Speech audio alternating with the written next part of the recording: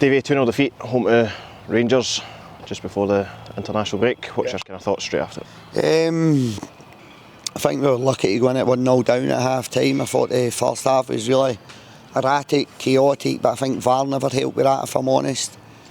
I know they don't score the first penalty for Tav, but I've watched that back. How VAR can give that as a penalty, I'll never know, but I don't think we helped ourselves in the first half. Just certain moments in the game, certain decisions in the game, giving the ball away cheaply, playing back, just certain moments within the game which never really helped it. So I thought we were a wee bit fortunate to go in at 1-0 down. In terms of, I think Rangers could have had a couple more. We got in behind us on a number of occasions. Second half I thought we started a lot better. Started saying the front foot, but we managed to get a couple of entries into their half, into their box, a wee bit more aggressive in the press, never gave as much territory in terms of the midfield. We managed to get pressure on the ball. And I think at 1-0 you're always in the game, and that's for me when you're playing against either of the old firm. It's about being in the game. At 1-0 down, you're always in the game. So we're in the game at that point. I'm not saying we're applying pressure and we're creating chances, but we're in the game at that point. And then the second goal's kind of, I think it kills it. Kills any momentum you have got, but makes the game a lot easier for Rangers, and it probably turns the safety valve on with us, I think, because when we concede 15-20 yards and the game becomes a wee bit easy for Rangers at that point, because the boys are probably looking at it, and it's difficult enough at times when you're playing the Old Firm to score one goal, never mind two, never mind three. So I think that second goal just completely changes the dynamics in the game.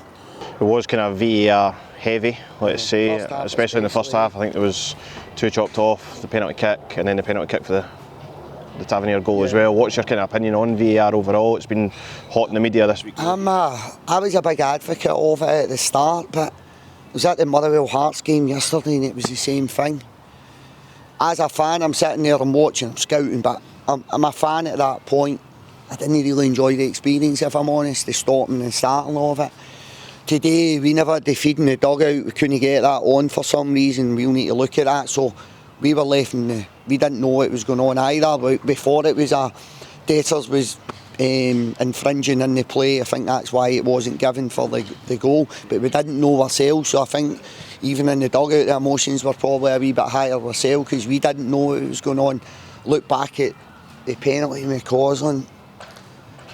Be careful on what I say. I think the kid expects a contact. I don't actually think he's cheating, I don't.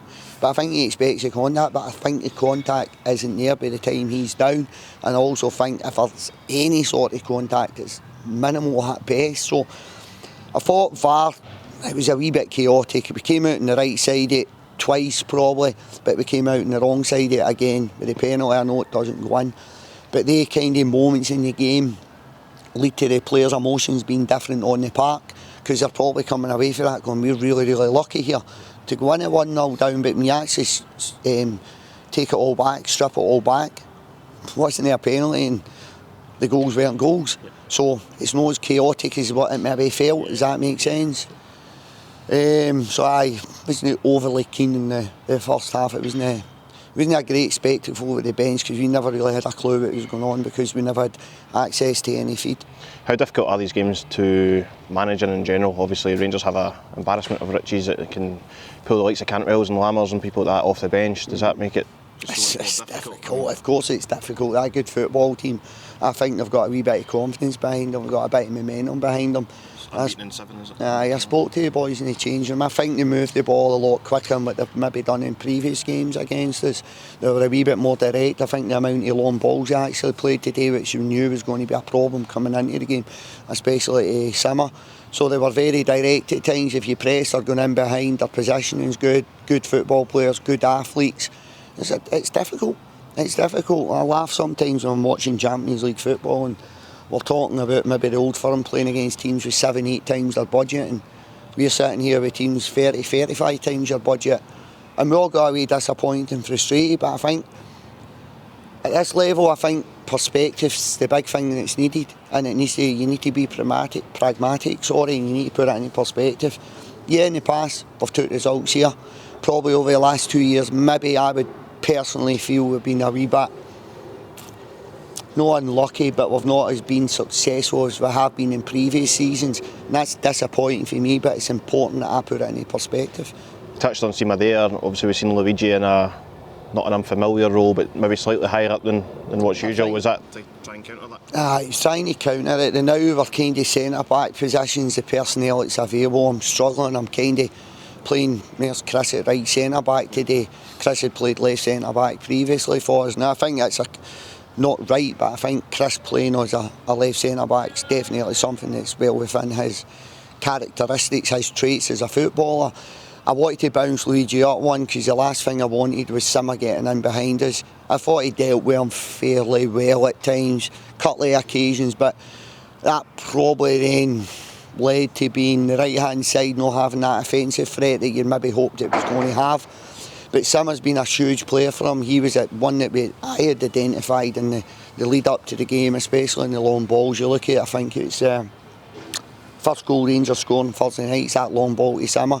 And they've been playing a lot of long balls, so that front four, so the 10, 2 wide players and the 9, they've been playing a lot of long balls. There's a good bit of height in there. So I felt I would try to simplify the game slightly for Luigi in terms of just lock onto Silla. Probably took that literally at times, to be fair to him. Whereas sometimes when I put him in one, I think he gets done with the possession in his own position and runners in behind, because he is still adapting to this level of football. So I tried to simplify the game for him today. Injury wise, did we pick up a couple? I know Mo was withdrawn at kind of half time. Christian came off on the far side, I think. Mo was a wee bit, he was down and I thought he was going to have to come off, and he was a wee bit tactical as well. I think he was just getting caught up in the game at times. He was pressing when he shouldn't press, he wasn't in his shape. If Shinnie was getting pulled out of his shape, Mo wasn't in the cover. So there's a wee bit of tactical there also. Probably more tactical than injury. But again, Mo's came for League One in England, so there's a bit of coaching in Mo, and I understand that. But he's a great lad, he's going to be a good player for us. So I think we were getting caught. And in terms of Christian, I think Christian's got a wee knock in his hamstring. I think that's what it is, but I'll need to speak to Andy when I get in. It's been a difficult kind of 5 weeks since the last international break, 5 games. Yep. Obviously now rolling into another one. Bit of time off, bit of reset, recovery, analysis and start again. Yeah, listen, I'm not going to get... Everybody, the media love talking about stats and how many you've not won. This is fairly normal. Like, we've been through loads of runs like this. I pulled out a run for last year, not last season, season before. 16 games, 14 points. We finished, and I'm not saying that's just going to happen again, right? We finished, we lost out in the top 6 with the last kick of the ball against Motherwell. This is fairly normal. I think if you were going to look at stats from probably February onwards last year, not a great running results, but a club our size with the resources we've got, I think it's important we understand we're always going to be the underdog. So losing games of football, we're all really, really frustrated, disappointed, but we'll pull ourselves up and we'll go again. I take one game at a time. I'll make sure the players are taking one game at a time, and we're more than capable of staying in this league. And there's going to be 5-6 teams this year for me where it's going to be really, really tight. Historically, there's maybe been 2-3, maybe 2. I think you're going to find 5-6 teams down there. Whereas at this moment in time, we're being one of these teams at the bottom of the league, but you're a win away for jumping 2-3 places. And that's really how I look at it, but I don't focus on it too much. I focus on what I can control, and what I can control is the players in the change room. So the internal noise, try not focus on the external noise too much.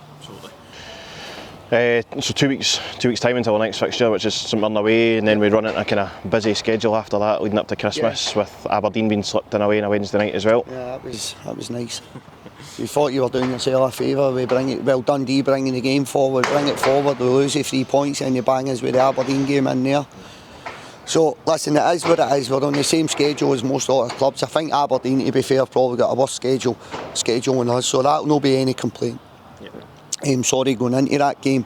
This couple of week break's going to allow us to get Ayo back in training. It's going to allow Michael Nottingham to get back training, so gives us real options in defensive areas.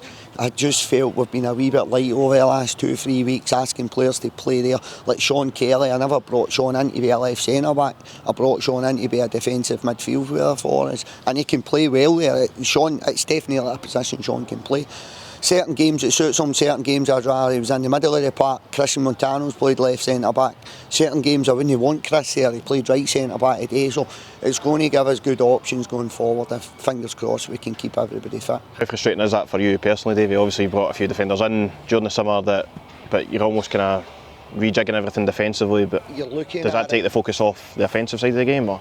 No, but what I will say is my recruitment was geared towards playing a free this year, because I think the tail end of last year I don't think we were aggressive enough in both boxes, so we weren't scoring set plays and we were losing goals for open play, cross balls and set plays. So specifically I changed the shape going into it to get me into a back three, to give me a wee bit more aggression in both boxes, bit of height. The players I've brought in to probably help with that have not been available, so it's not really helped for that point of view. So that's been the most disappointing aspect. 2 out of 3 up to match day 5 we had Mick and Big Io available, and I think you can see the difference when the 2 of them were part of a back three. Mick gets injured, and then by the time Mick come back, Io's injured, so we've not really had that consistency in the back line. And it was one of the weakest points of last year. You're playing against most teams that are playing with a 2 up top now. You look at St John's and Kilmarnock, 2 up top, set plays, and I think we've been really poor at that against they two teams in particular. But I don't think we've been good enough at it in the opponent's box either. So it'll be nice to bring these players back in, like Mo Sangari, a bit of height in the midfield area. Mo's still adapting to the football. We've lost Christian through injury and suspension, so the players that probably help you out in both boxes in terms of their aggression and the height they bring, they've not really been available in the kind of formation that I'm looking to play them in. Does that make sense? So that'll be, hopefully we can get them back as soon as possible. Just a final word, there's a new face in the dugout, with Chipper brought into the club as well. What's the kind of, he's obviously very experienced in the Scottish game. Again, the budget cut, so last year I had to lose £200,000 for the budget. We already had the lowest budget in the league, so we've got considerably the lowest budget in the league now. Christoph, that led to Christoph, one of the coaches, leaving, and I felt me, Neely and Stretch, in terms of the coaching staff, we had enough to kind of save that wage, help with the budget, but we're just spreading ourselves too thin. With that, between getting out to watch games of football, the reserve games, and then in terms of taking training, we've just spread ourselves a wee bit thin. So I spoke to two Johns and Dave, and I said, look, I think I need a wee bit more help in terms of the coaching staff. It feels as if we're doing a lot of stuff here and we're not focusing on maybe things we've got to be focusing on. Can you find some money to bring another coach in at the end of the year? To be fair to them, the three of them, they said, look, go and do it, we'll find the money. So they gave me the green light to go and bring someone in. Historically, I've probably went a wee bit younger than myself in terms of the coaches, Foxy, Marv, Dougie, Neely to a certain degree as well. So I felt it was important to bring somebody in with a wee bit more experience in terms of footballing experience than myself. Speak to a lot of people in football and they'll tell you bring somebody in with grey hair. It's kind of an old analogy in football, and if I grew that, I'd have the grey hair. But I thought, do you know what, I'm going to be a wee bit different this time. I'm going to bring somebody in with a hugely in-depth knowledge of football in Britain in general, because he's got a huge database of players, Chipper. He's away watching games of football.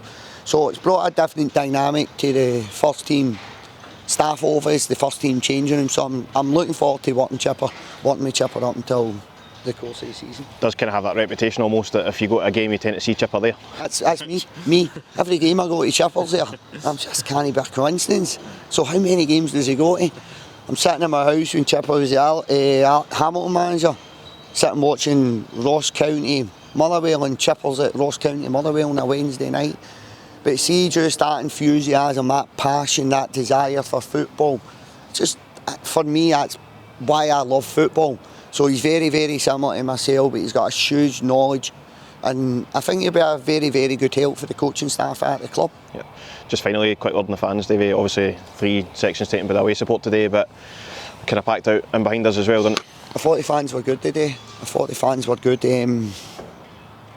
Last game probably we Dundee, there's a few. There was a group that were kind of getting the bench a bit of stick, getting the players a bit of stick. I never really seen that today, so a big thank you to the fans, because you know what, I think we've got to remember where we've came from. We're the underdog. We're probably the favourites every year to get relegated, so let's all stick together, let's all push together, let's get behind the players and the staff, and let's see where it takes us come match day 38. No worries. Cheers. Thanks for your time, David.